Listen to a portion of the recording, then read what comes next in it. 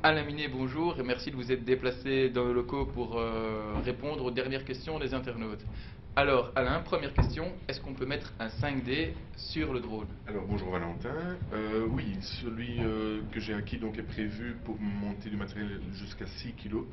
Donc avec la nacelle qui est polyvalente sur laquelle on monte soit une caméra type Sony,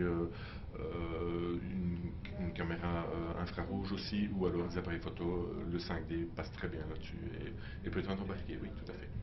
Merci. Autre question, que penses-tu des lois actuelles sur l'activité? Tu as déjà abordé cette question en plateau, mais peux-tu développer un peu plus?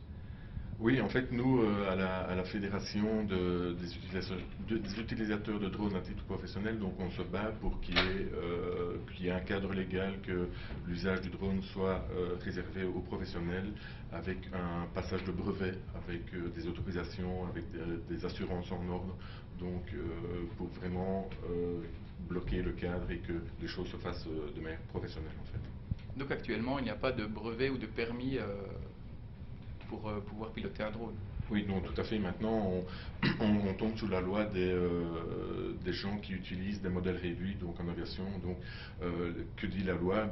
L'usage de drone doit être fait sur un terrain dédié à l'usage d'aéromodélisme. Donc, ce qui pour un drone n'a pas beaucoup de sens, en fait. Merci. Et est-ce que le drone se prend vite en main? Oui, en fait, il faut y aller progressivement. Donc, il existe des tout petits, mais là, on est encore une fois dans le jouet. Mais le jouet est une bonne occasion de s'entraîner, de se perfectionner et d'apprendre les différentes techniques.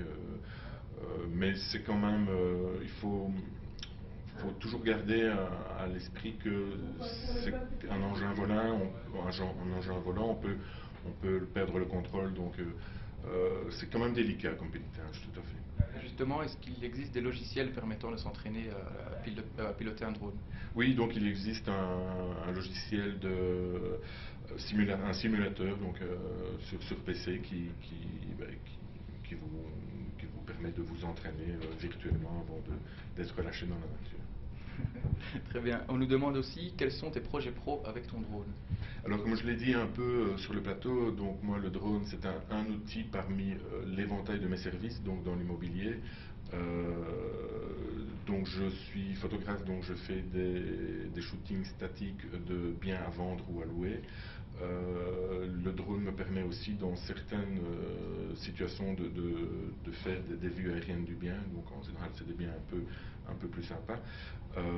Et je crée aussi, avec tous ces produits-là, j'ai un service où je crée des e-magazines, des e-books, comme on les appelle maintenant, donc qui sont mis en ligne sur des serveurs dédiés à la lecture d'e-books en fait.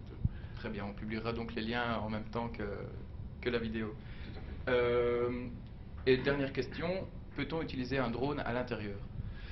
Alors, oui, quand on est très très doué. Sinon, les petits, évidemment, l'avantage un petit, c'est qu'il passe beaucoup plus facilement à l'intérieur. Sinon, moi, j'ai le projet d'acquérir un dirigeable pour faire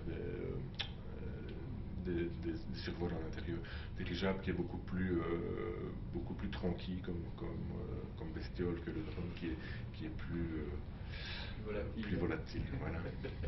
Alain, merci beaucoup et à très bientôt. Merci Valentin.